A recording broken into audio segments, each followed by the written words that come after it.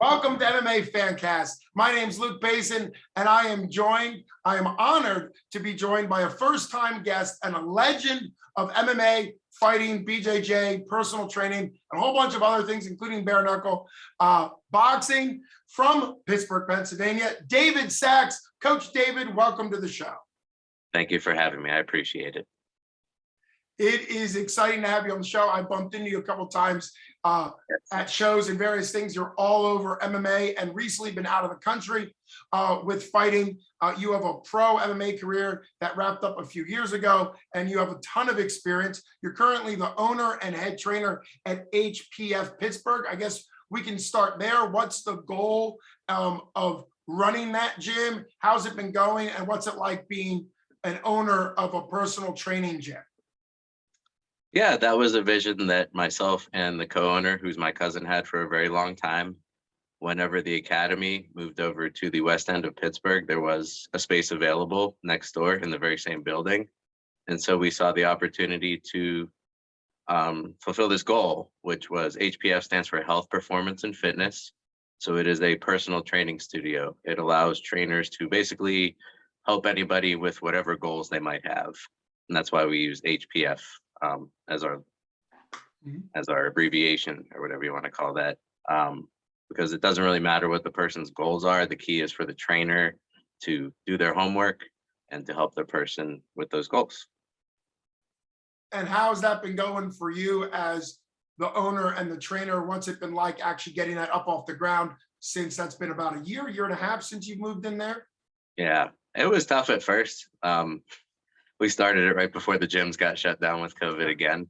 And then it also coincided with when I got COVID for the first time, when we first opened the place, and I was out for about 6 weeks. I got very sick when I got COVID the first time. It's been up and down. I've been learning a lot as a small business owner. It's definitely been trial and error process and a huge learning curve. And I'm liking it so far. We're seeing what direction it's going. Honestly, I've been going with the flow. We've tried a lot of different types of classes. We've had a lot of different types of trainers and clients, and we're just going to keep moving forward and see where everything takes us. What's been the biggest connection? I know you had a pro MMA career back before MMA got really popular. You were a pro fighter for about 14, 15 years, which is a long time to be a pro MMA fighter. I'm sure a lot of training in there as well. What connection have you taken from all of those decades of training into now running this endeavor? Oh my gosh, I don't even know if I would know where to begin. I was lucky. I started when I was 6 years old with the martial arts, ended up getting into boxing and wrestling because I wanted to compete a little bit more, wrestle through college, started my MMA career at 17 with amateur fighting. And that's probably where the major connection was made. Like, once I had my first fight, I really knew this was something I wanted to be a part of my life, even though back then they didn't even have my weight class. It was just something I really wanted to do. Ultimately, I found my true calling in college because I found a major called exercise physiology that I didn't even know existed before I got to college. And getting my degree in that on top of pursuing the MMA career sort of put everything together. As far as getting back into it, I did get out of it for a while. I think most fighters do. When they're done with their own fighting career, they sort of take a little break. Kama was the one who really got me back into everything. He really wanted me to come back and be at least a part of the team. Ultimately, I ended up actually accepting a coaching position, and everything sort of, went from there. Well, that's a great answer and a great segue into MMA, the academy, the MMA Academy in Pittsburgh. And I know you've been involved in the many iterations of that gym for over 15 years as a fighter and now as a coach. What's it been like? Of course, Kama came up through local Pittsburgh and then won a belt and defended a belt at 247 Fighting Championship, which is when I got to know him, then went to the UFC. Now has been back, put on an incredible clinic against Jeremiah just recently. And I know you have a big influence in his training and stuff. What's it been like as a coach at a gym that you've been affiliated with as both a trainer and a fighter and all those things? It's been like watching one of those movies where the people progress from being cavemen to being in like the future. Because back in 2006, when we first started this stuff, we had no idea what we were doing. And we basically just sparred all the time. And we were figuring out how to use cages. And we were figuring out what ground and pound was, how to link our wrestling into our striking, how to teach people who hadn't wrestled before how to defend takedowns, which is a really hard thing to do. It used to be a really hard thing to do. And then as time went on, and yeah, I was very blessed that I got to go to places like American Top Team, Minnesota Martial Arts Academy, Hackney's Combat, Midwest Training Center, which was a huge influence on me before I came back. And then in between, kind of coming back and forth and seeing it go from Pittsburgh Fight Club to Fight Club Pittsburgh to Mark Cherico's place to Kama's place, and just seeing the progression of the sport. It's been wild. And Kama would be the perfect example of that, because I met him. He was one of my earliest teammates back when I was just part of the team, maybe helping out a little bit with assistant coaching back in the early 2000s. And then to see him go from some young guy who had just gotten back from New York, had never really done combat sports before, maybe a little bit. And then to, take his career, like to not want to be a wrestler, even though he was stuck in Western Pennsylvania. So he was very stubborn about that, which ended up being a very good thing. And to watch him, I was at his very first amateur fight. I may have been in his corner, or I may have been fighting that night. I don't even remember. I do remember knocking the kid out with an uppercut. And just to see him over the years, there were even times where I came back home when I was living in Chicago, and I had the opportunity to watch him and Mark fight. I remember when he fought Anthony Castillo, and I was also there when Mark fought Anthony Castillo. I don't remember if Kama fought that night, but just to be able to even come back from the Midwest over the years and to see these guys progress through their careers, it's just been amazing. And then for him to give me the opportunity, because he offered me the coaching position after he got in the UFC. So I took that as a huge blessing in my life, for somebody to actually say, now that I'm in the UFC, will you please, do you want to come help me? And obviously everybody's been sort of following the adventure since then. We've had a really great time. And it's fine. It didn't work out in the UFC for him on this run. Doesn't mean it's his last run. No. There was a time when, 35, you were done. You were done as an athlete, and those days are no longer. So you never know. His last outing was amazing. I mean, he just ran a hole through that kid, and we'll see where he goes from there. He obviously reinvented himself between his last two fights, and there's a lot to be said for that, especially at the age of 35. I think that was the big storyline with Kama Worthy, is that his losses in the UFC were really against clearly the best of the best. I mean, a 13-0 guy, some of the best talent. He was in many ways rewarded with two incredible victories, his two stoppage wins, the knockout, which was the upset of the year, and then the great finish against Violent Bob Ross. He was rewarded going 2-0 with really tough opponents. That's what happens in the UFC. When you beat guys that they don't expect you to beat, and his first two fights were like that, then they put you up against real talent. But it does show, like, you're right. I think a big part of your role, both as a coach on the team, but also in your HPF Pittsburgh position, is the role of sports science and improving people's career. Tom Brady has just retired, but he was probably one of the first people, granted it's not MMA, but he was probably one of the first people to say, I'm going to create something that works for my body. And obviously we've seen that. We've seen MMA fighters take years off of sparring at all. Dustin Poirier did this several years ago to rest their head, because you don't need to get punched a lot, in training. It's been interesting to see how MMA fighters have been pushing. They got into cryotherapy and a bunch of different things to try to lengthen their career.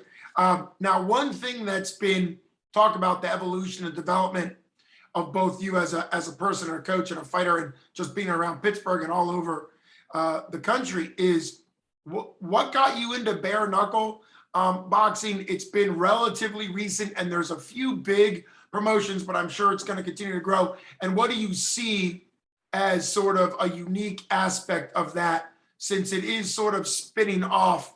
It spins off more of MMA than it does even of boxing. It's kind of been taking more MMA fighters. So talk a little bit about that. I know that's still pretty new in your life.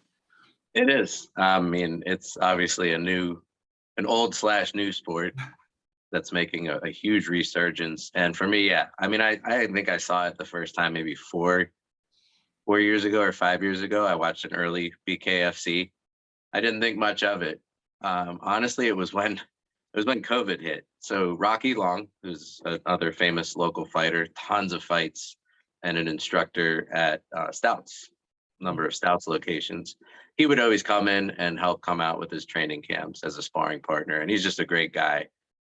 And then once COVID happened and the gyms were shut down, Rocky had a fight canceled, and I guess he sort of had, I don't remember exactly how it happened, but he had sort of an interest in the bare knuckle. Mhm. And none of the coaches at the time were really willing to keep working with people, understandably, people with kids, people with wives, all that stuff.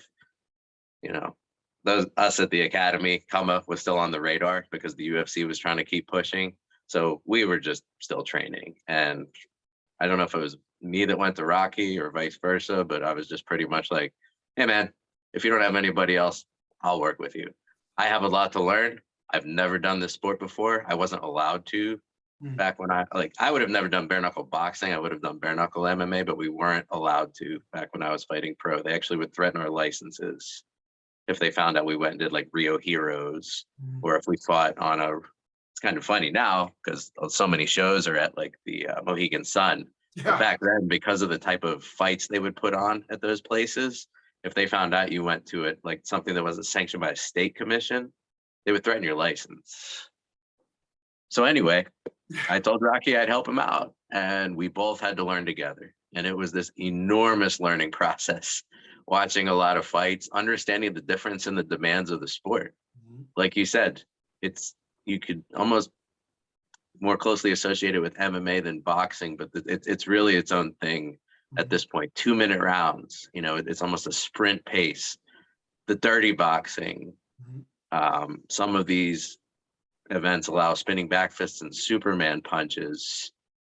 What else? The hand conditioning is huge. I mean, that's a big one. You really have to condition your hands. Otherwise, you're going to spend half the year out with broken hands every single fight. And then, so with the dirty boxing and things like that, the isometric strength, the isometric endurance, because in boxing matches, they don't let you do that. But if somebody's tying you up and making you wrestle around, your arms can get tired very quickly.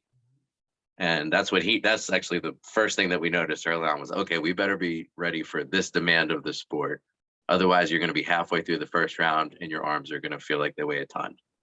And you're going to be dragging, you're going to get knocked out. And it took a really long time for him to get a fight. And that's unfortunately just the nature of the sport right now. There aren't a ton of shows out there. Therefore, there aren't a ton of fights out there. And so sometimes it can be a really long wait to get in there finally. And he did finally get in there with the BKFC. They let him fight Jason High, who's like a former UFC, Bellator, PFL fighter, I think. I don't know if he was in Bellator, but I think he was in the UFC and the PFL. And it was a mismatch. And Rocky did all right. He got stopped in the first. It was just him getting his foot in the door. But moving forward, I made some really good connections recently, and we are trying to get these guys much better fights.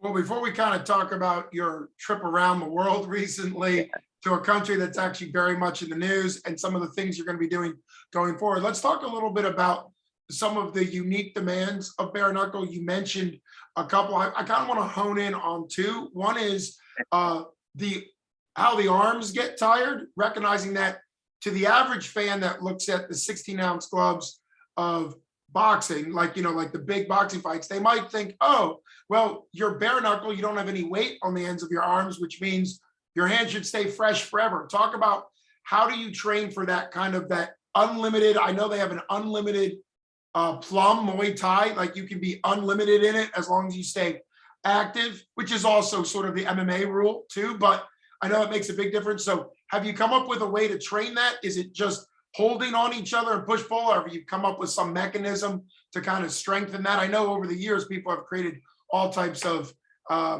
training methods.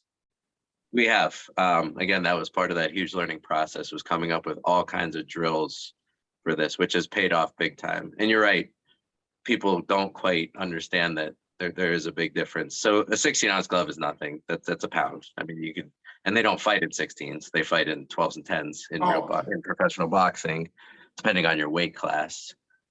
And then your hands are wrapped to the point where you don't even always have to make a tight fist when you punch. So there's a lot less demand on the use of your arms between the padding and, depending on, again, who wraps your hands, how tight that is. Versus in bare knuckle, you absolutely need to make a fist anytime you punch somebody, and you're probably going to end up making it way earlier than you need to, just because the excitement and the possibility of breaking your hand if you don't make the fist early enough.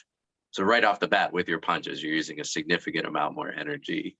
Plus, those are all explosive movements in boxing. Like the second it turns into tie-ups and you're using all of these isometric groups and you're squeezing, you don't have to. And that was a big factor in my opinion, in the McGregor-Mayweather fight. McGregor was wasting a tremendous amount of energy on the inside by showing urgency, because he's used to that. He has to show urgency in MMA. Mayweather was just like, whatever, if the ref's going to break it up, I don't have to waste my energy when we start tying up. Yeah, Mayweather almost looked relaxed to the point of being bored. It's one of the reasons why I'm not a huge fan of Mayweather, because he understands the boxing. And it's great. He understands the boxing game so much that he's going to slip a couple things, land a couple punches, and then just relax, you know, when they hold him, and then do it over and over and over again. It's kind of like, we're not used to seeing that.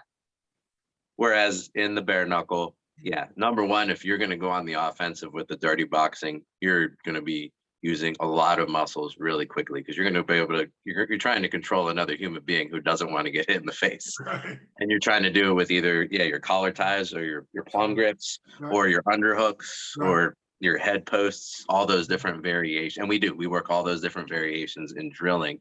And so on top of you using all these extra muscles, he's fighting against you. He might be even trying to do it back.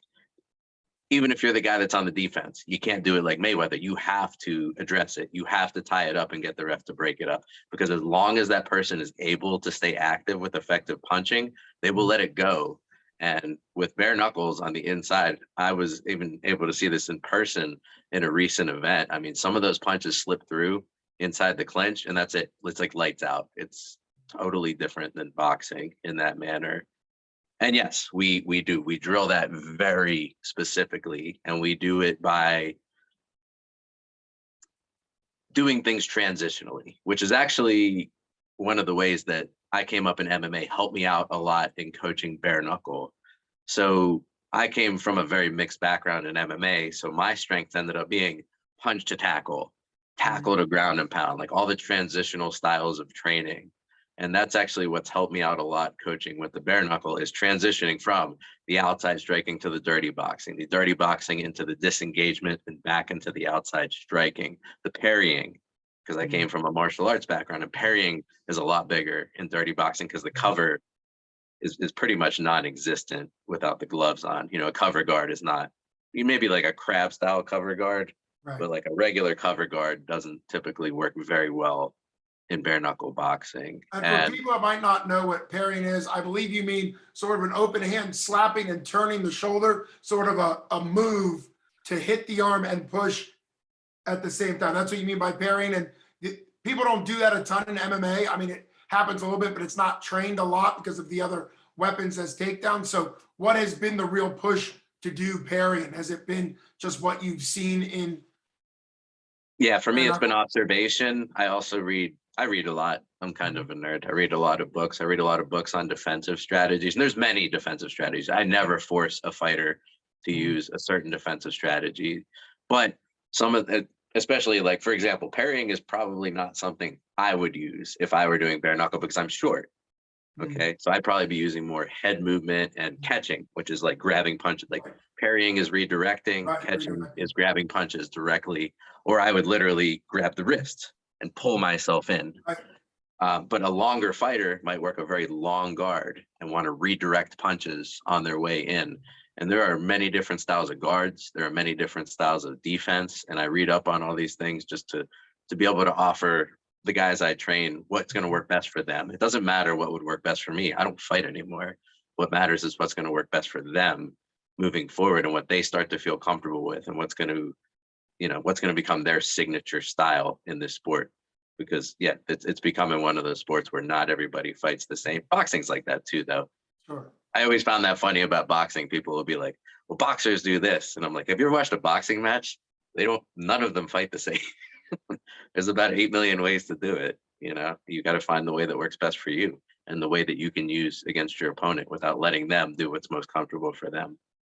As a coach, how important is it for you to be creative in how you construct like a custom built game plan and style per fighter? Because I have seen, even though you're talking about wanting to make a custom built game plan per fighter, I have seen coaches that don't allow that. Everybody fights their way. I've seen them change people's stances, change the way they do certain defense, offense, and it usually doesn't end well because they're trying to make them fight what worked for them. And you just said you don't do that. So what's it like as a coach to be creative and kind of be sort of a master builder in the sense of building a different style per fighter? And how rewarding is it to kind of build a new style over and over again, specific to the fighter, and not just like prefab homes? One of the reasons why prefab homes go up real quick is because you can just they just follow the same thing. They actually come in with the boards already cut and they just throw them up. And some gyms prefab fighters, you see it. They have a certain style and they just lay it out, and they can take a fighter from nothing to fighting in 6 months because it's prefab. They just throw them together, but there's not a lot of depth. So what's it like as a coach to really be into the custom build, and how much of a mental game is it for you to build these unique styles per fighter? So typically at the early stages, it can be a little bit of a battle with the fighters, because at the beginning, I guess I would call myself a prefab guy. You have to have certain fundamentals before you can realize the type of fighter you're meant to be. I can't tell you how many guys have come into the gym and watched way too much YouTube, and they're like, I think I'm going to be this kind of fighter. I'm like, well, you haven't even landed a punch on a human being in your life yet. You can't say that. You do need to learn the fundamentals first. And that can be a battle with these guys who want to think that they know who they are already. But from there, you give them that independence. And I think that is something, so that goes back to my sports science background, something that is really lacking in the modern age, because we measure everything. I mean, now, like, this is what I've seen change in I graduated 2006 from college. So in these last 16 years, I've seen just measure everything, tell these athletes how to eat, breathe, and sleep, have them breathe into a thing that tells them how much of this they're burning and how much they should eat and how much they should sleep and how well they're sleeping. That's all good stuff. But that takes away something called autonomy. These guys do not know how to think for themselves anymore. A lot of times in the gyms, you don't even see people doing drills on their own, or you could put them in a weight room, and if you didn't give them a plan, they would have no idea what to do. And I really try and reinstill that in these guys who I can see that was taken away from them very early in their careers. They were told how to do every little thing, and so they don't even have the ability to develop their own style. They weren't even given the opportunity to work a heavy bag without being told exactly what drill they should be doing on that heavy bag. And autonomy is really important, because those are the guys that know how to make adjustments on the fly in the middle of a fight. And that is such an important characteristic for a great fighter to have. You cannot depend on your coaches to tell you every little thing to do, especially when everything is coming down to milliseconds. Plus, we only have one vantage point. The fighter themselves is looking directly at the opponent. They have the best vantage point of all. They need to be able to think for themselves. They need to know their strengths. They need to be able to know their strengths to the point where they can, what my old coach used to say, fight the opponent. So you can't constantly be thinking about what you're doing, listening to your coach about what you should be doing, and being focused on yourself. You need to be able to focus on the person in front of you and see the opportunities they're giving you. And when you help people develop their own style, and to explore that and to feel that independence and to know how to make the adjustments on their own, you're offering them the ability to make the adjustments necessary to win their hardest fights. That was so well said. I know that you focus on not only coaching, but also in sort of the the personal development, the development of them, their autonomy. I mean, as a mental health counselor, I do a lot of work with helping people increase their emotional self-regulation and making good decisions and being responsible for their own choices, and what we call internal locus of control, which is what you just described. You want them to be flowing with what's important for them on the inside, both in life and also in a fight. External locus of control is kind of like as if you stood outside the cage with little remote controls. And a lot of times that's what coaches want. And we get that as a coach. We want to be able to yell in things and the person just do what we say. But realistically, that's only going to get them so far. It has to be internalized where they feel it and they do it. And, you know, I think that's also good as a human to take the learning and training that's out here and make it something that works on the inside. So talking about sort of the emotional stuff, what have you found so far to be the most rewarding aspect of coaching? I know it's a huge, because you coach a lot of different hats. You do everything wrestling to BJJ, to boxing, to the kickboxing, to the Muay Thai, to the sparring, and then now bare knuckle. So what's kind of the most rewarding aspect for you as a coach? So in my growth as a coach, you know, I've had to learn a lot really quickly. And of course, at the beginning, my goal was winning, and I found winning to be the most rewarding thing, but it's absolutely not. I finally reached that stage where I can disconnect my own success with the success of the fighters themselves. They don't have to be completely tied together. At this point, the most rewarding thing I could find personally is to challenge myself and to be able to push myself to that next level, whether the person that I'm working with chooses to take advantage of that, or whether they choose to go to another gym, or whether they choose to take in a little bit of it. It's always going to be up to them. All I can do is consistently try and be a better version of myself to be able to help as much as I can. And then extrinsically, to change people's lives. And it doesn't necessarily mean through fighting, although when it happens through fighting, it is unbelievable to see somebody go from making, you know, a couple $1,000s at a local show to making tens of thousands of dollars and fighting for a living. That is unbelievable. Those are life-changing things. And these are people who probably weren't going to find any other avenue to change their lives except for the one that finally paid off after all these years. But apart from that, I still get messages from people constantly on Facebook, and I'm so blessed to get these messages about how just the lessons they learned from their experience in either just training or fighting, and maybe they didn't make it. Most people are not meant to fight for a living, and almost nobody in the world ever gets to become a world champion.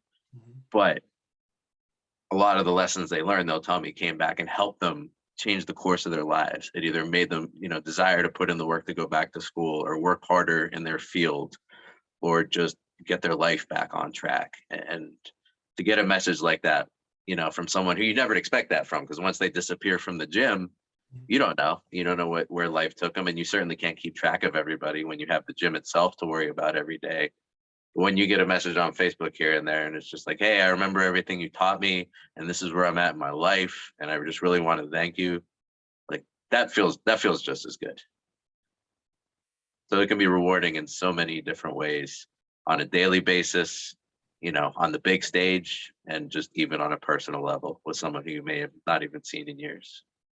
And that kind of brings up the concept of seasons, that sometimes a season of you being in someone's life like Kama ends up being decades, ends up being many different phases of their life, personally, professionally, as a career. And sometimes a season ends up being a few weeks or a couple months where somebody shows up, participates. Maybe you don't even necessarily get to know them super well, but they felt something that then helps them in the future. Or, you know, like you were saying, a lot of it depends on sort of the long term. I do kind of want to bring back around, when I think about long term, is where do you see bare knuckle going? What are some of the opportunities? You've posted on Facebook recently that you just came back from hardcore fighting, a bare knuckle organization in Russia, Moscow to be precise. And what was that like? I know obviously Russia's in the news now in the worst way, but that's not the fighting organization. That's the government and the people in charge. And so what was it like? What's that future like for you as a coach, and also the sport of bare knuckle?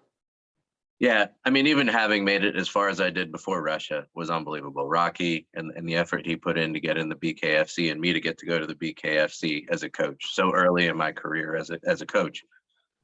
And then, yeah, to get this opportunity in Russia, it was through my old coach in Chicago and then his coach in California, through BTT, Brazilian Top Team.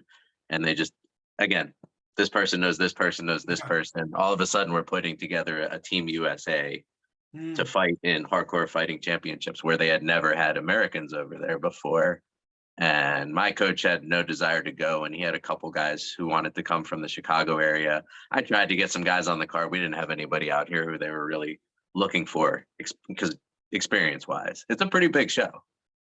And I was like, I'll do it. I was like, this is a huge opportunity. I'm going to make so many connections. I know it's a huge risk because all that stuff, we already knew it was going to happen before we left. And we knew there was a huge chance that we could get stuck there. And it did come down to days where I almost got stuck there. I got out the day that they took Chernobyl. My flight left a few hours after that. So they hadn't quite attacked the capital, but they had taken over the nuclear plant. But as far as the actual trip itself, I mean, the trip itself was very stressful. International travel is very difficult right now. But as soon as we got there, they took such amazing care of us. I couldn't say enough about them. It was right on par with the UFC.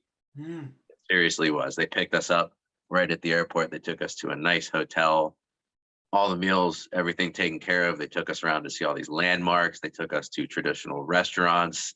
They had a very professional press conference where everybody behaved themselves, because they were known in the past to have brawls break out at these press conferences, but that did not happen here. There was tons of respect shown on both sides, and they were very appreciative to have Team US over there. The fights themselves, I mean, their production value, unreal. Like almost 10,000 people were there. They had almost 3 million YouTube views before we even got out of the venue. Just huge 50-foot screens, lighting, all kinds of stuff. And the level of fighting is very high over there. And to be honest, right now, the Russians, they're way ahead of us in this sport. They are grooming people for this sport. They're not retired MMA guys. Yeah. They're not retired boxers. They are athletes in their prime that are being groomed for bare knuckle boxing. And that'll probably happen at some point here, as just asked. Is the sport going to get to that level here? Yes, it is. It is. There are 17 states that currently will sanction the sport. They are aiming for at least 22 by the end of this year. And I don't know if you remember back in the MMA days, but that was about the pace that it was going. And now look at where the UFC is today. And there was a time where everybody's like, oh, UFC, it's not going anywhere. It's only legal in this many states. And that's, you know, if you want to look at these stories side by side, they're playing out exactly the same. Bare knuckle is going to go faster because things move faster in 2022 than they did in 2010. Well, I know one of the things that the Fertias and obviously Dana and some of the other movers in the early MMA world is you make the other states jealous. You know, they literally would call up a state and say, hey, you know that state that let us? Like I know Florida's been allowing bare knuckle. As a promoter, you call up the other state and say, you really want to miss out on 10 million or 5 million, whatever it is. You really want your your main hub of your downtown hotels, to miss out on 200 rooms or 300 rooms or whatever. Like you said, 10,000. It does show how I've never been to a rugby game, and yet in other countries, rugby is bigger than football. In other countries, cricket. In India, cricket is bigger than anything we've ever seen over here. You know, it's interesting how certain countries have huge fan bases for sports that maybe are a big deal in the United States or aren't yet. And it does kind of sound like you almost had that experience of the United States isn't quite there yet on bare knuckle. You get over there and it's like, this is a big deal to them. Like UFC level production. And it's just interesting to kind of understand what that's going to be. Now, don't give techniques away, but how much writing down cheat sheets were you doing as far as learning about how the Russians were fighting, what they were doing? Like, was this a bit of a master class in the sense of learning through that experience more than anything? Yes and no. Yes, I did learn a lot while I was there, but I also felt it was very refreshing that I saw a lot of the things that I've been trying to focus on with guys is what I'm starting to see as far as the evolution of this sport. Um, I'm even in the process of developing a curriculum for the sport. And it's not just going to be for my gym. It's actually going to be for other gyms in the United States. And that we all are sort of going to follow similar systems to bring up these fighters and utilize a lot of the connections that we made over there. Hardcore um, is probably going to come back as soon as people can start going and competing in Russia. They also showed the desire to come over here and have shows. While we were there, I heard we made some connections through probably two different people who are looking to start shows domestically here in the US, as well as managers who have the ears of people in the BKFC and hardcore that can get future fights for all these guys. So not just the learning of the skill side, but also the networking that we were able to do while we were out there is going to really help with the growth of the sport in this country. Not that it's not going that way anyway with the BKFC. I mean, they're moving along just fine. But to see a few more domestic shows pop up and to see hardcore, and I think hardcore should come over here and show everybody how it's really done. Not that BKFC was bad. BKFC was amazing too. Like theirs was also an unbelievably high level of production and very high talent level. But I think if hardcore came over here, people would really look at them and be like, wow, okay, this is the future of bare knuckle boxing right here. Kids in their 20s who are like champions in Russia who are really doing this.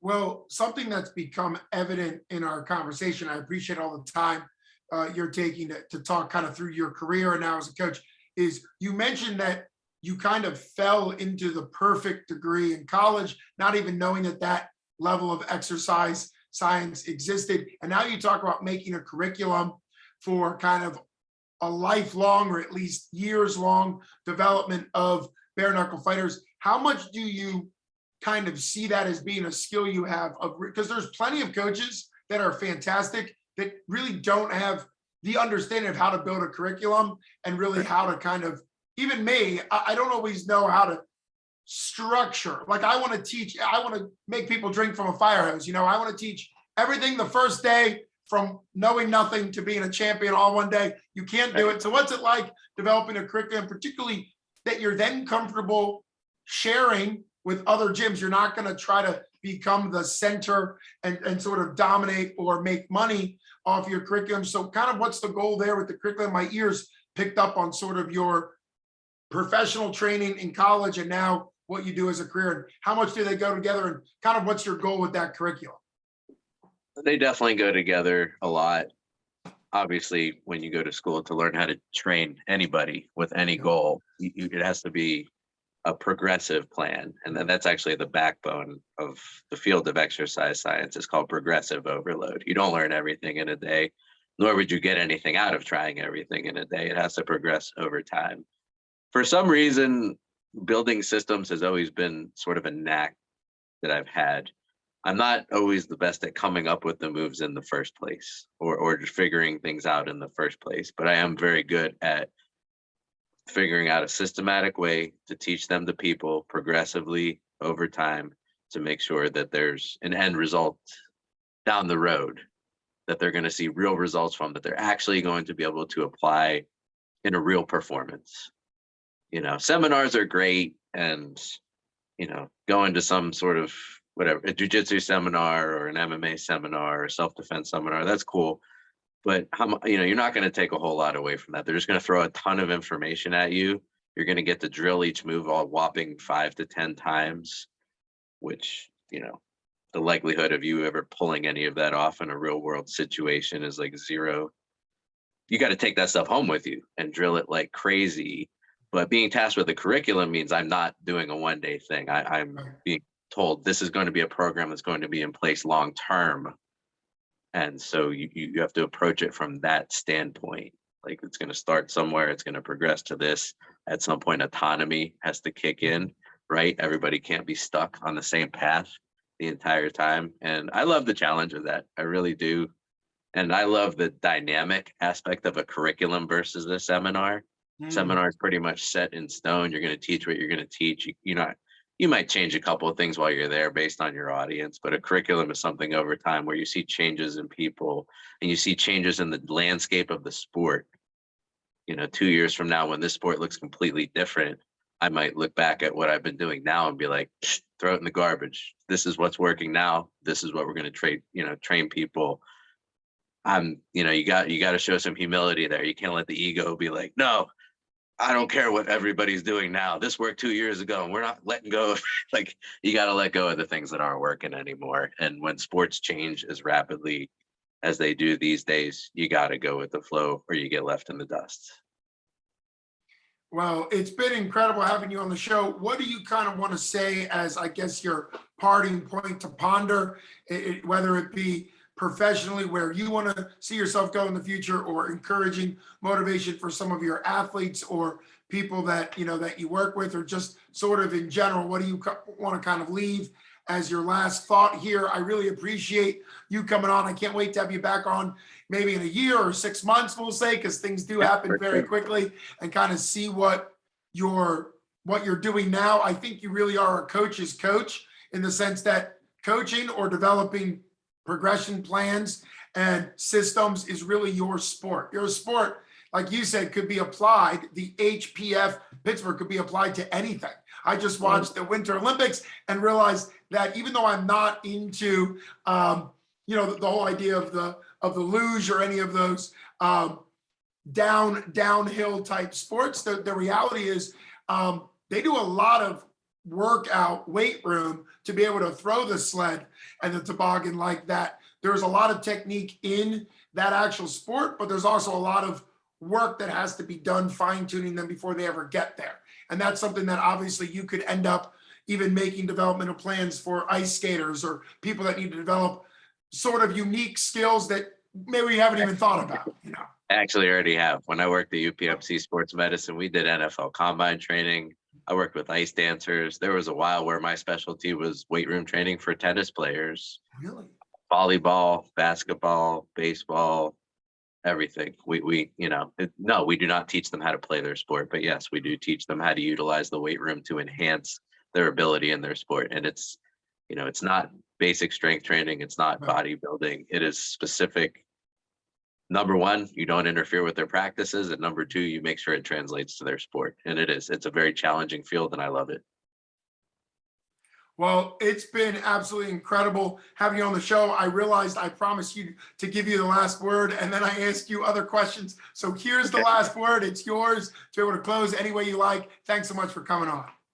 No, I'm just very thankful to be here. When I was younger, I never really thought this was going to be something I could do for a living. And I really appreciate you, and I appreciate everybody being so respectful to me, but we are all a part of this. Fighters do not exist without the journalists. The journalists do not exist without the promoters. Promoters do not exist without the fans. Like, without all of us doing this together, we don't have jobs. Like, we have other jobs. We don't get to do this stuff. And so I just always stay appreciative of everybody around me, and the fact that I get to do something that I never thought would be possible when I was younger. And just, that would be the advice I would give to anybody that wants to get involved. Just do it.